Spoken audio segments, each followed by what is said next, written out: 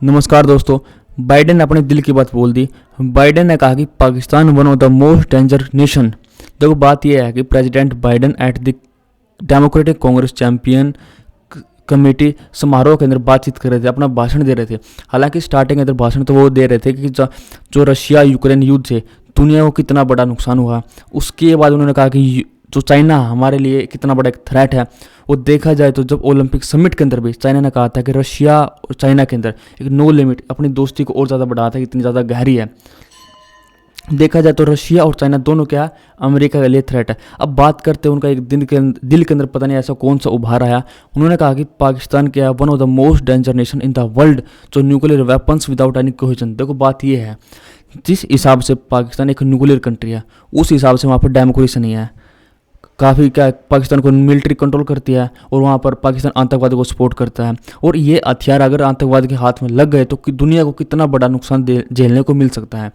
और देखा जाए तो जब बाइडेन ने यह बात कही तो पाकिस्तान भी एक तरह से शोक में हो गया होगा, क्योंकि जब बाइडेन ने बात कही 2 दिन पहले यूएस के द्वारा नेशनल सिक्योरिटी स्ट्रैटेजी जो 28 पेज की निकल के आई थी उसके अंदर पाकिस्तान का कोई भी कहीं भी नाम मेंशन नहीं था। हालांकि चाइना का नाम मेंशन था कि चाइना यूएस के लिए कितना बड़ा थ्रेट है। उसके बाद इसके अंदर कहा गया था कि जो हमने क्या है, यूएस ने कहा था कि हम पूरा कंट्रोल अब क्या इंडो पैसिफिक की तरफ अपना जो ध्यान है को लगाना है।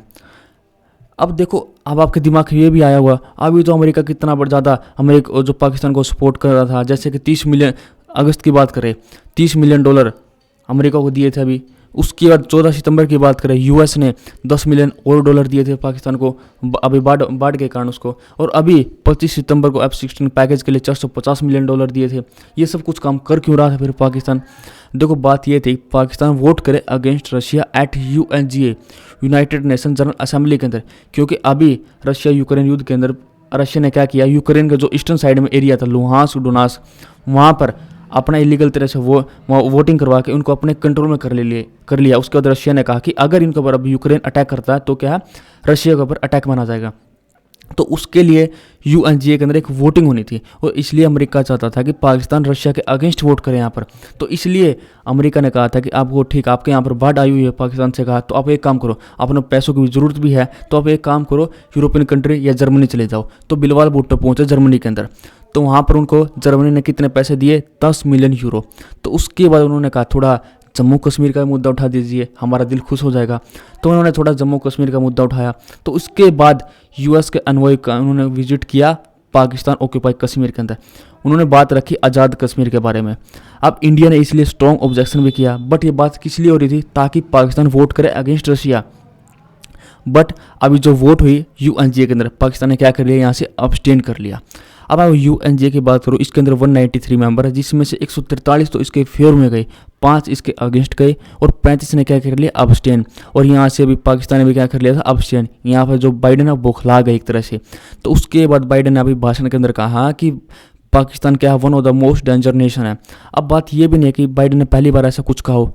इससे पहले जो एक्स US डिफेंस सेक्रेटरी है जिनका नाम था जिम मैटिस, जो डोनाल्ड ट्रंप के टाइम पे थे, उन्होंने भी क्या कहा था पाकिस्तान को मोस्ट डेंजर कंट्री का टैग उनको पहले भी दे दिया था। अब देखो इसलिए था कि जो पाकिस्तान अपने न्यूक्लियर हथियार लेकर बैठा और इंडिया के खिलाफ उनको यूज़ करने के बार बार धमकी देता है, इसलिए उन्होंने एक क्या इसको टैग दिया था मोस्ट डेंजर कंट्री के नाम से। और ज़्यादा बात करें, देखो पाकिस्तान ने चोरी से न्यूक्लियर टेक्नोलॉजी हासिल की और ख़तरनाक देशों को बेचा। तो आपके दिमाग में आया होगा चोरी से, हाँ बिल्कुल चोरी से। जैसे कि बात 1971 के अंदर जब पाकिस्तान को एक शर्मनाक हार का सामना करना पड़ा था और बांग्लादेश अलग हुआ था, तो उसके बाद 1974 के अंदर इंडिया अपने दम पर न्यूक्लियर एक्सप्लोजिव डिवाइस की टेस्टिंग कर रहा था। और दूसरी तरफ मैं बात करूँ 1974 के अंदर पाकिस्तान को परमाणु हथियारों को जनक किसको नाम माना जाता है, जिसका नाम है अब्दुल कादिर खान। 17 सितंबर 1974 के अंदर पाकिस्तान परमाणु हथियारों को जिसको जनक माना जाता है, जिसका नाम है अब्दुल कादिर खान, उन्होंने पाकिस्तान के उस वक्त के प्रधानमंत्री कौन थे, अली भुट्टो, उनको एक लेटर लिखा परमाणु बम बनाने के लिए ऑफर दिया था। अगर मैं अब्दुल कादिर की बात करूँ, क्या थे ये physics dynamic research laboratory Netherland के अंदर काम कर रहे थे। और 1974 के अंदर दोनों मिले और बातचीत करी, ठीक है काम करते हैं बनाते हैं।